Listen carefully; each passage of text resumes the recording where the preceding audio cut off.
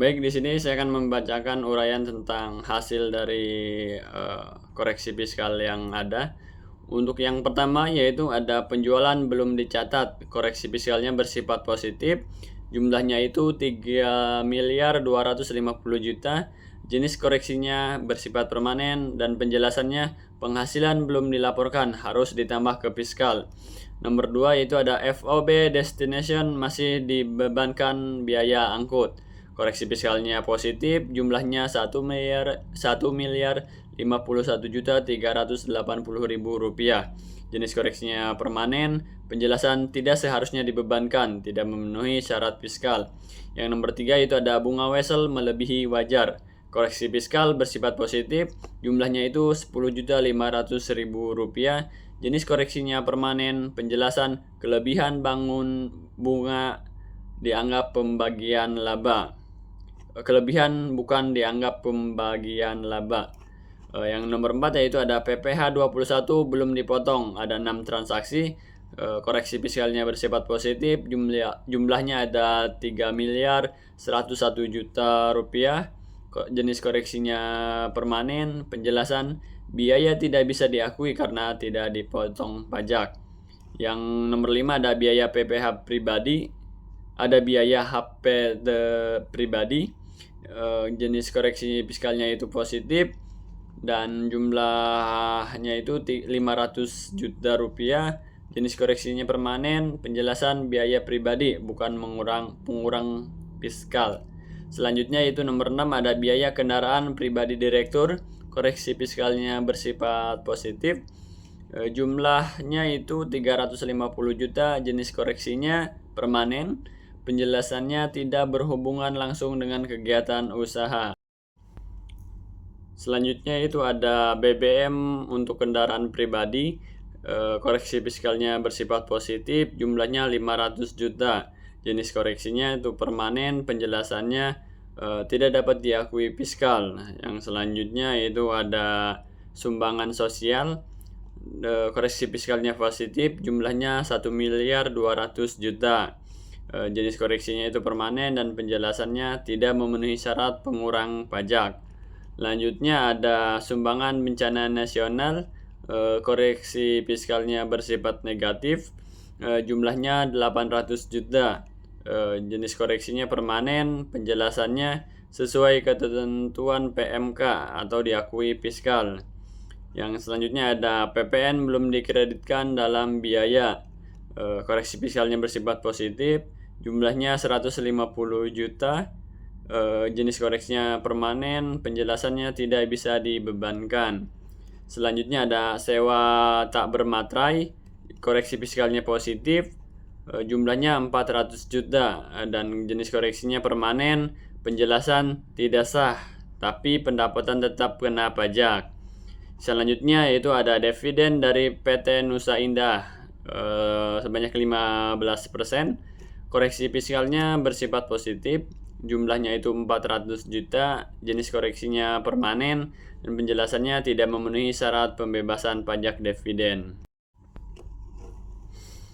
Yang selanjutnya itu ada capital gain penjualan saham Indofood, koreksi fiskalnya itu bersifat positif, jumlahnya itu 450 juta, jenis koreksinya permanen, penjelasan keuntungan modal dikenai pajak. Lanjut ada capital gain saham BCA, koreksi fiskalnya bersifat positif, jumlahnya itu 300 juta, jenis koreksinya permanen, penjelasannya kena pajak. Selanjutnya ada pembayaran dividen ke pemegang saham, koreksi fiskalnya bersifat positif, jumlahnya itu 12.500.000.000 rupiah. Jenis koreksinya itu permanen, penjelasannya tidak boleh dikurangkan sebagai biaya fiskal. Selanjutnya yaitu ada kendaraan tanpa bukti kepemilikan, sifatnya positif, jumlahnya itu 603 juta, jenis koreksinya permanen, penjelasan tidak dapat disusutkan fiskal. Selanjutnya yaitu ada deposito luar negeri tidak dilaporkan, jenis koreksinya itu ada bersifat positif, jumlahnya itu 20 miliar, jenis koreksinya berpanen, penjelasan penghasilan harus dilaporkan dalam SPT. Selanjutnya itu ada DER 4/1, koreksi fiskalnya bersifat positif, jumlahnya itu estimasi belum dihitung spesifik. Jenis koreksinya bersifat permanen, penjelasan bunga melebihi batas tidak bisa dikurangin atau tidak bisa dikurangkan. Selanjutnya itu ada penghasilan luar negeri. Koreksi fiskalnya bersifat positif, jumlahnya itu ada 13 miliar. Jenis koreksinya bersifat permanen, penjelasan dikenakan pajak di Indonesia, kredit pajak luar negeri. Selanjutnya itu ada penyusutan fiskal versus komersial, bersifat positif temporer. Terus jumlahnya 887.750.000 rupiah, dan jenis koreksinya itu temporer, dan penjelasannya perbedaan metode dan masa manfaat. Perkenalkan, saya Sri Dewi. Di sini saya akan membahas perhitungan pajak tahun 2018. Yang pertama ada PPh pasal 21, 140 juta, Anton dan Hartanto. Untuk yang kedua ada PPh pasal 22, 11.250.000, Pemkab Sukoharjo. Untuk yang ketiga ada PPh pasal 23, 29 juta, jasa akuntan dan komisi. Untuk yang keempat, ada PPh pasal 24, kredit pajak luar negeri 1.800.000.000. Untuk yang kelima, PPh pasal 26 di 35 juta, Mr. Alex Hopkins. Untuk yang keenam, ada PPh final pasal 4 ayat 2, 400 juta, pendapatan sewa. Untuk yang ketujuh, ada PPN 150 juta, PPN belum dikreditkan. Untuk yang selanjutnya ada perhitungan PPh Badan Lembaga Fiskal atau PKP di 61.154.770.000, tarif 25%, PPh badannya di 15.288.692.500. Untuk selanjutnya, saya akan membahas angsuran PPh pasal 25. PPh badan dibagi 12, PPh badannya di 15.288.692.500 dibagi 12, untuk hasilnya di 1.274.057.708 rupiah per bulannya.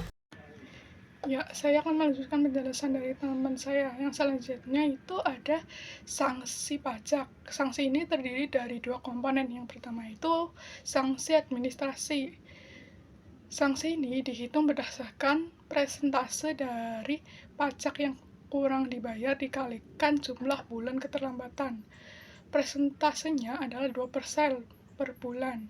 Rumusnya secara sederhana adalah sanksi administrasi sama dengan pajak yang kurang dibayar dikali 2% dikali jumlah bulan keterlambatan. Yang selanjutnya itu tambahan sanksi 50%. Selain sanksi administrasi, terdapat tambahan sanksi sebesar 50% dari pajak yang kurang dibayar. Tambahan sanksi ini dikenakan jika surat pemberitahuan pajak atau SPT yang diajukan tidak benar atau tidak sesuai dengan ketentuan perpajakan yang berlaku. Dasar hukumnya adalah pasal 13 ayat 2 Undang-Undang Ketentuan Umum dan Tata Cara Perpajakan atau UU KUP.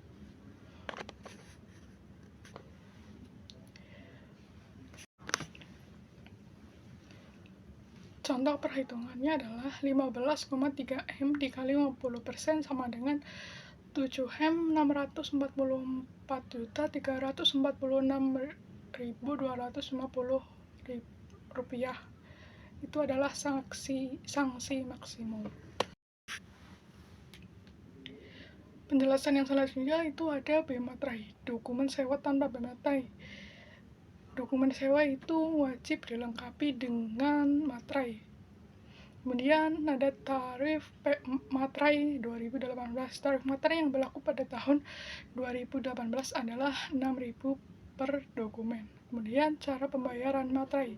Pembayaran biaya materai dapat dilakukan dengan menggunakan materai tempel atau imaterai. Imaterai ini dapat merupakan materai elektronik yang lebih praktis dan efisien. Contoh perhitungannya, jika terdapat satu perjanjian sewa, maka biaya materai yang harus dibayar adalah 6.000. Ya, penjelasan yang selanjutnya itu ada penyusunan format SPT 1771 dan lampiran fiskal.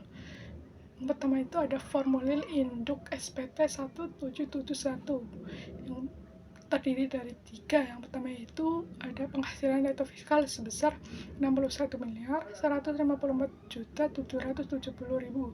Yang kedua itu ada BPH terutang sebesar 15.288.692.500 rupiah. Kemudian yang ketiga itu kredit pajak, yaitu kredit pajak PPh pasal 21, kredit pajak PPh pasal 22, kredit pajak PPh pasal 23, kredit pajak PPh pasal 24, dan kredit pajak PPh pasal 26 jika dipotong atau disetor sendiri. Ya, kemudian yang selanjutnya itu ada lampiran 1A atau rekonsiliasi fiskal. Itu terdiri dari 5. Yang pertama itu ada laba rugi komersial yang sebesar 2.101.140.000. Kemudian ada koreksi positif yaitu 58.965.880.000. Yang kemudian ada koreksi negatif yaitu 800 juta, dan yang keempat itu ada koreksi temporal yaitu 880.750.000. Kemudian ada penghasilan fiskal yaitu 61.154.770.000. Kemudian ada lampiran kedua itu ada kredit pajak. Lampiran yang kedua itu ada kredit pajak, yaitu lampiran ini mencantumkan detail kredit pajak yang dapat diklaim termasuk PPh pasal 21, PPh pasal 22, PPh pasal 23, PPh pasal 24, dan PPh pasal 26. Lampiran khusus 1. Rincian aset tetap dan penyusunan fiskal. Daftar penghasilan luar negeri. Daftar dividen, capital gain, transaksi dengan afiliasi. Kemudian formulir 1716 rincian pajak final dan non-objek. PPh final pasal 4 ayat 2 yaitu 40 juta sewa. Formulir 17717 transaksi hubungan istimewa dicantumkan jika transaksi dengan PT Karunia atau pemegang saham. Lampiran 1A, uraiannya adalah laba rugi komersial, koreksi fiskal positif, koreksi fiskal negatif, koreksi temporer, dan penghasilan kena pajak. Jumlah laba rugi komersial yaitu 2.101.140.000. Koreksi fiskal positifnya itu 58.965.880.000. Koreksi fiskal negatifnya itu sekitar minus 800 juta.